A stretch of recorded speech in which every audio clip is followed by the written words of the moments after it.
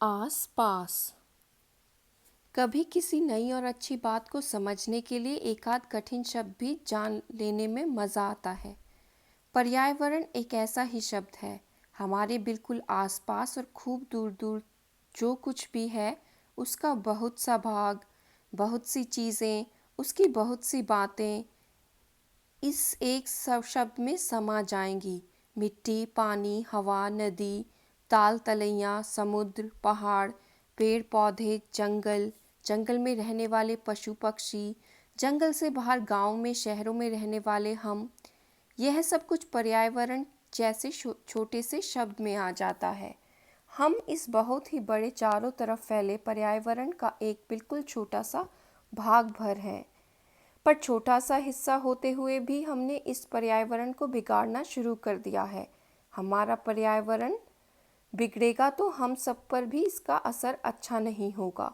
इसलिए पर्यावरण की बातों को हमें अपने विद्यालयों में, अपने घर में भी धीरे धीरे समझना चाहिए।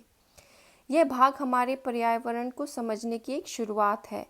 इसमें दिए गए पाठ हमारे लिए एक दरवाज़ा खोलते हैं। इस दरवाजे से बाहर निकलकर हम और कई नई नई बातें, जानकारियाँ खुद भी सीख सकेंगे। बाघ आया उस रात कविता में हमारे परिवार की तरह बाघ के परिवार की बात आई है, पर इधर हमारे जंगलों का यह राजा गायब हो चला है। बाघों का और वनों में रहने वाले दूसरे जीवों का शिकार मना है, फिर भी चोरी छिपे इन बाघों को मारा जा रहा है। इनको बचाने के लिए क्या कोशिश हो रही है, इस बारे में भी हमें सोचना चाहिए। एशियाई शेर के लिए मीठी गोलियां पाठ हमें बताता है कि शेर भी कभी बीमार पड़ सकता है और तब उसकी देखभाल उसी तरह करनी पड़ती है जिस तरह बीमार पड़ने पर हम अपनी देखभाल करते हैं। किसी भी पक्षी को मारने से ज़्यादा बहादुरी तो उसे बचाने में है। बिशन की दिलेरी पाठ इसी बात का उदाहरण है। पानी रे पानी में जलचक्र की किताबी बात को आगे बढ़ाकर अकाल और बाढ़ की परिस्थिति को समझाया गया है। इससे हमें हर जगह फैल रहे जल संकट को समझने और उसे सुलझाने का भी रास्ता मिलता है। छोटी सी हमारी नदी कविता नदी और उससे जुड़े हमारे जीवन की एक सुंदर झलक दिखाती है। लेकिन आज तो हमारे शहरों का, कारखानों का गंदा पानी छोटी बड़ी सब नदियों में मिल रहा है और उन्हें बर्बाद कर रहा है।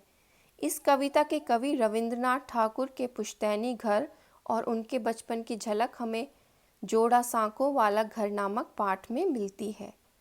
चुनौती हिमालय की पाठ हमें बर्फ से ढके ऐसे ऊंचे पहाड़ पर चढ़ाता चला जाता है जहां 8 कदम चलना भी बहुत कठिन हो जाता है, लेकिन यहाँ भी जीवन तो चलता ही है। पेड़ों से हमारा जीवन कई स्तरों पर जुड़ा है।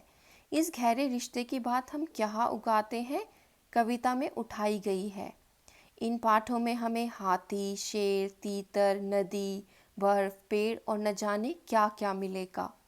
लेकिन पर्यावरण का यह दरवाज़ा एक बार खुल जाए तो हम इन बातों से भी आगे बढ़कर गायब हो चुके डायनासोरों तक को खोज सकेंगे।